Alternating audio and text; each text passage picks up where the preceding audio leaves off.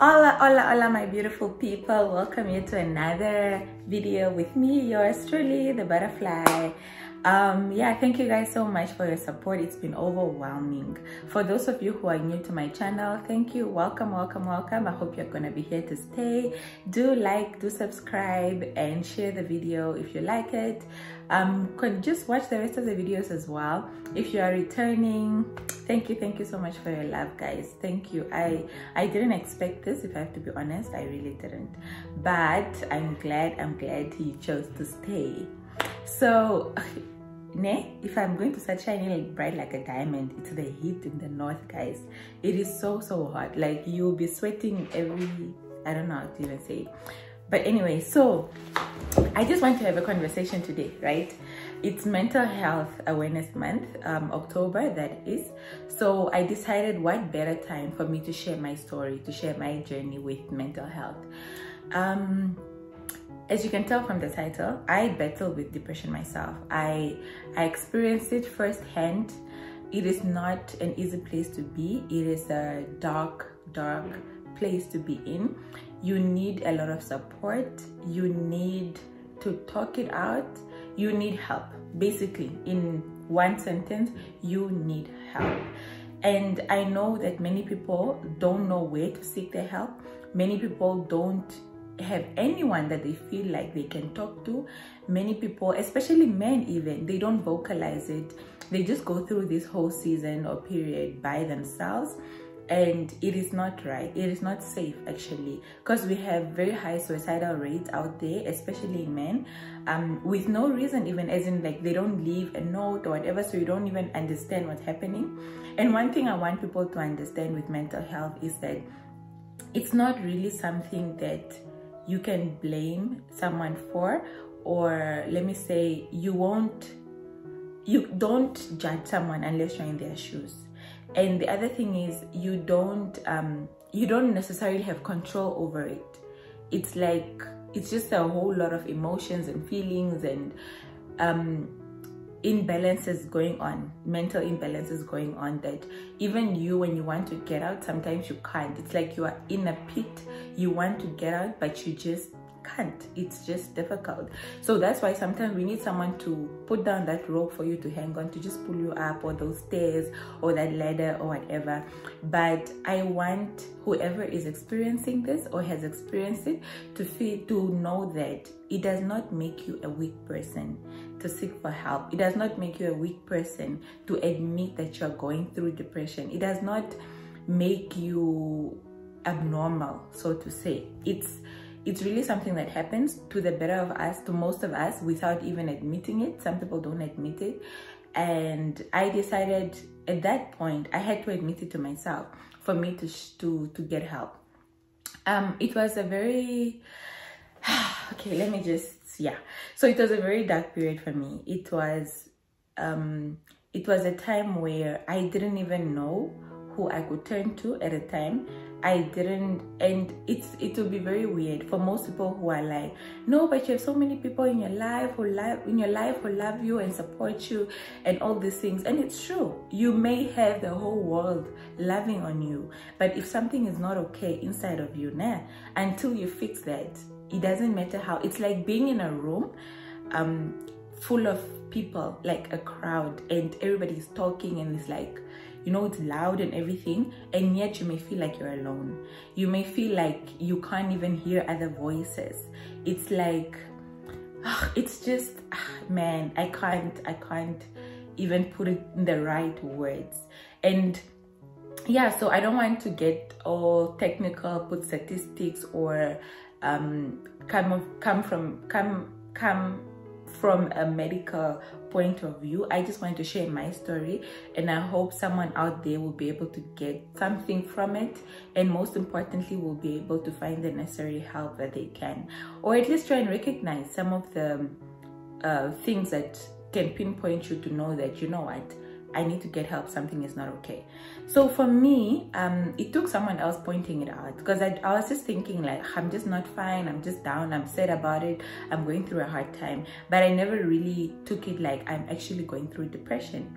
And it was hard to admit it to myself even, because sometimes we think depression is like, I don't know, it's like you expect it to be like a bam, you're depressed type of thing, but it's like a gradual thing. Sometimes for some people, like in my case, it just started with things like I lost my appetite, and I'm just like, no, I think it's just because I'm busy. But then I was also busy because I was trying to keep myself busy, like distract myself from everything else that was going on in my life.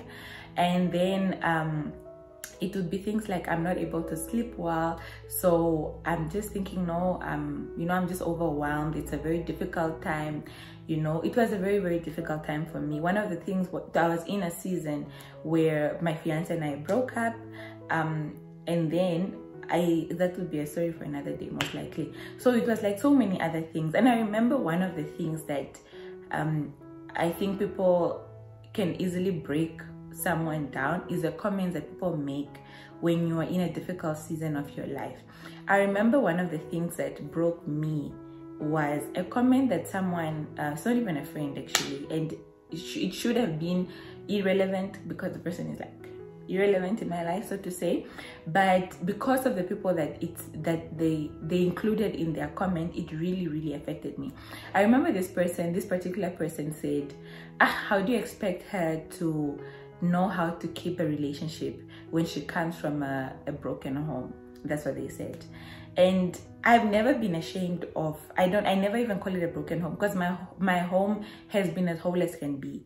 There's nothing that was lacking in my home that made me feel like it was broken, because I had all the life I had both my parents. My parents have a very, very good relationship, irrespective of the fact that they were not together. So I didn't understand the whole broken home per se, but it did affect me because it was something said about people that I loved, so people that had nothing to do with whatever was going on in my life. So yeah, I would cry a lot. I would not sleep much.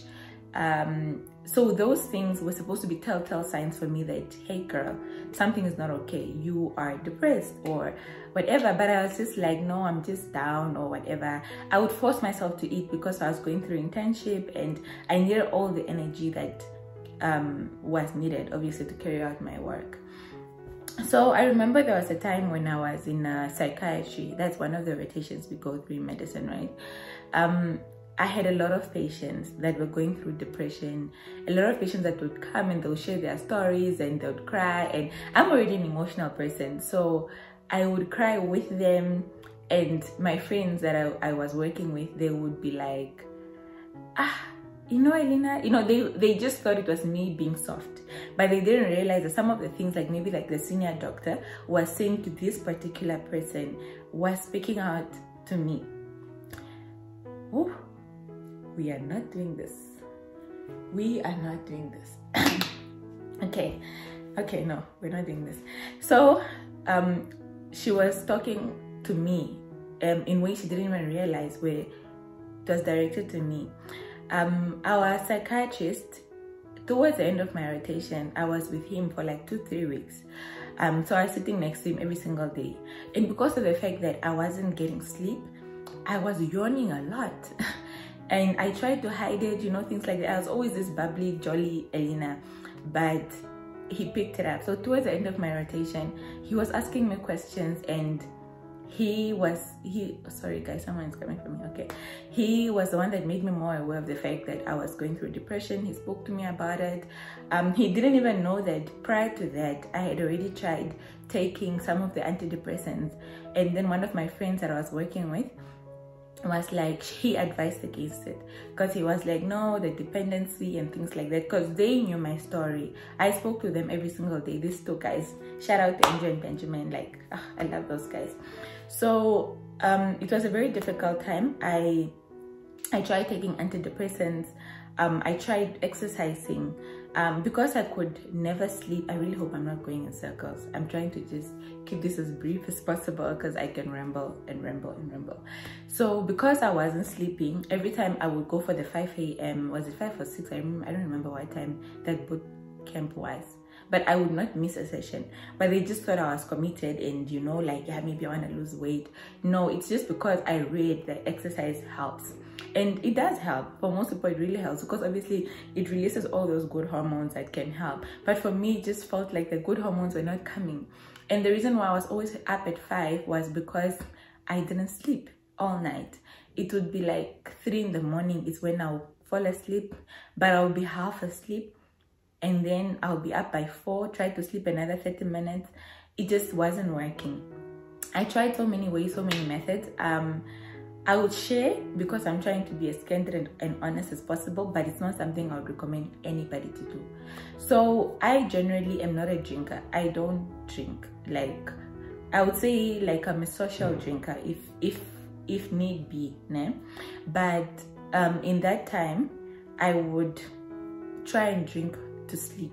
I would take like maybe a Savannah or take a glass of wine, or it just wasn't helping.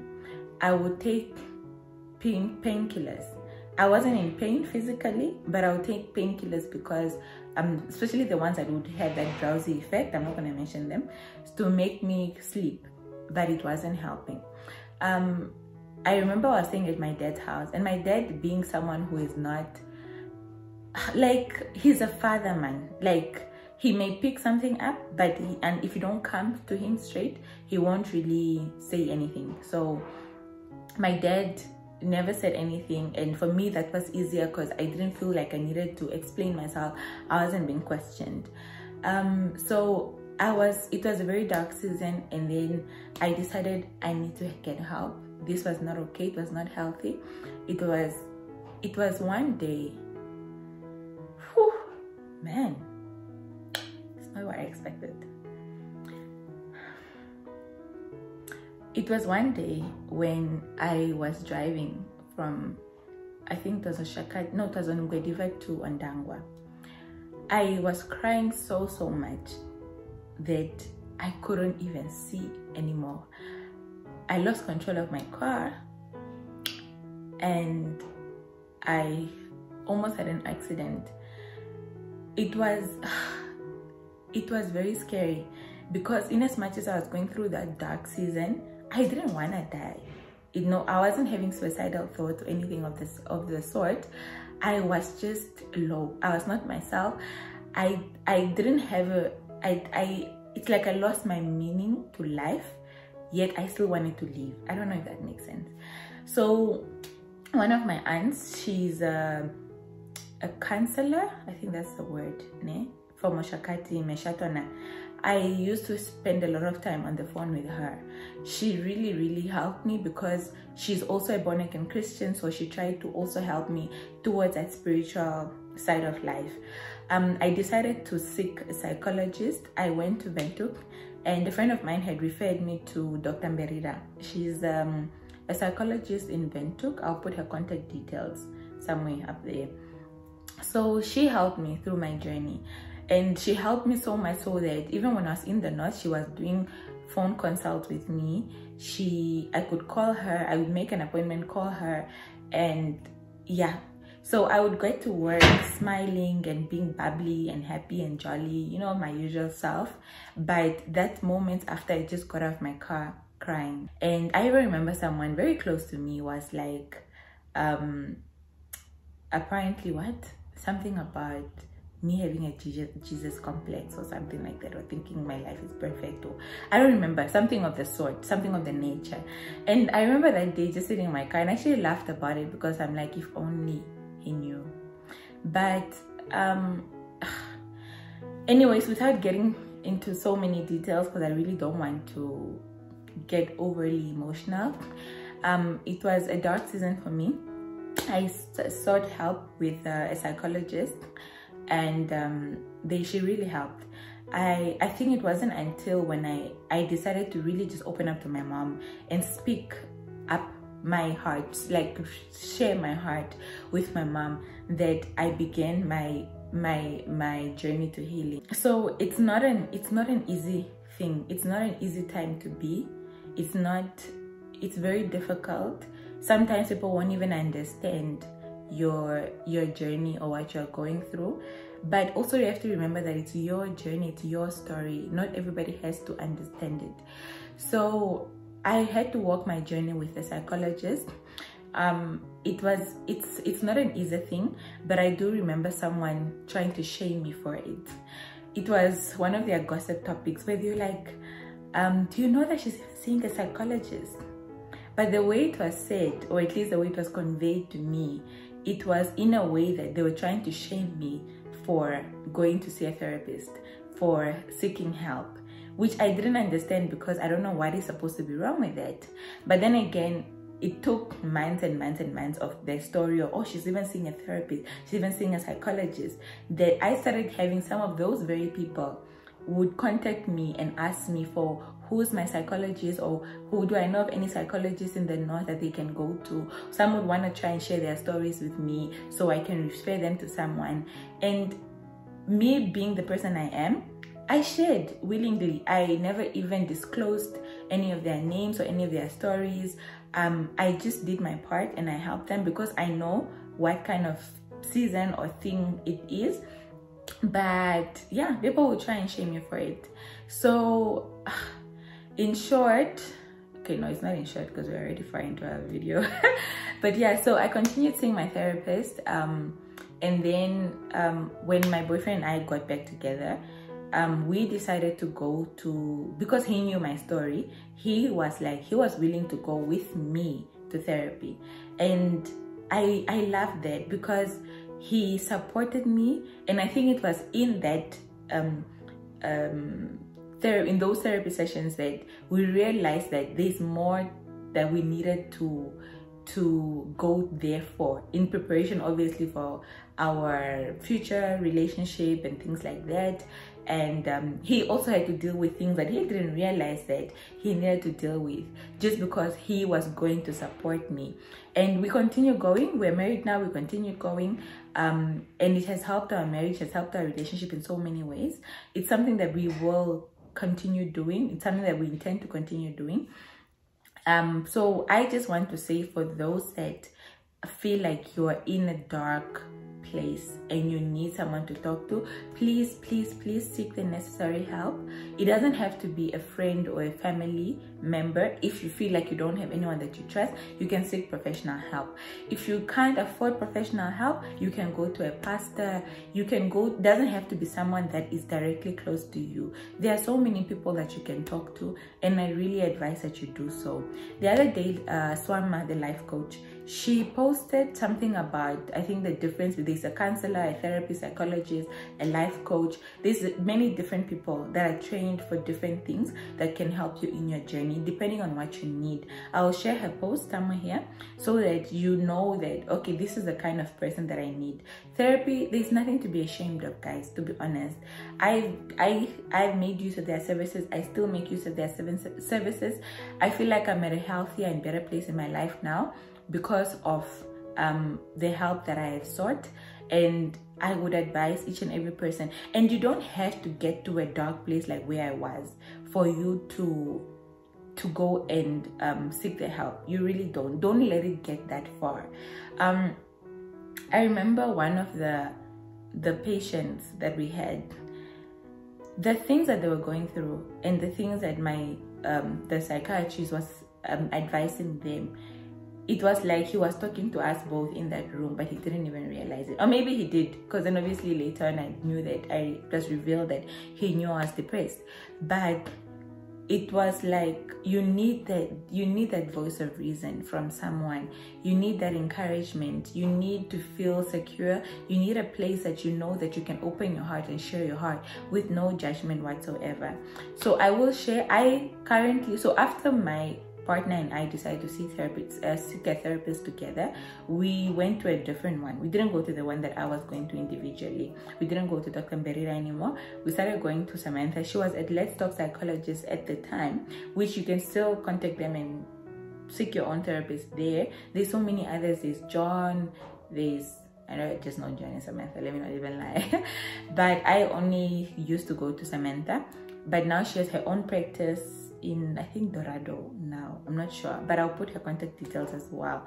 So guys, it's Mental Health Month. Check in with yourself, find things to do. Go to a spa if you have to. Go eat that ice cream if you have to. Exercise. Do things that will what do you say, boost your mood, do things for yourself, treat yourself, not focus, but like invest in self-care, self-love. There's no one that can love you better than you can love yourself, truly. And for you to be able to receive love from others as genuinely and wholeheartedly as possible, you need to be able to love yourself and accept love that you can give yourself.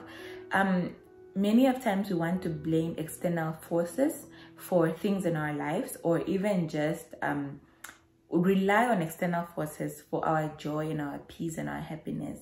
But you have to find it within yourself. You cannot rely on someone. Even if you are married, you cannot rely on your partner to make you happy. You need to find that internal joy and peace and happiness within yourself, and then you'll be able to let it radiate over to other people. Then you'll be able to love other people well, love them healthily, if that's even a word. And yeah, seek the help, guys.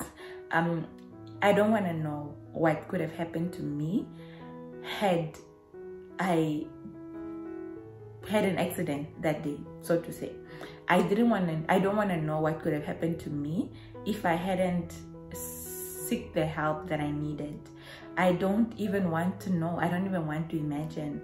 And because I'm aware of little triggers that can still happen now, I remember even when I gave birth, I went through postpartum blues. I will share that another day. But I was afraid, and I prayed so much, because I didn't want to feel the way I felt before. I didn't want to, and every time I cried, I thought of my child, and I felt like I don't want to transfer this energy to my child. But I also needed to understand that it was okay.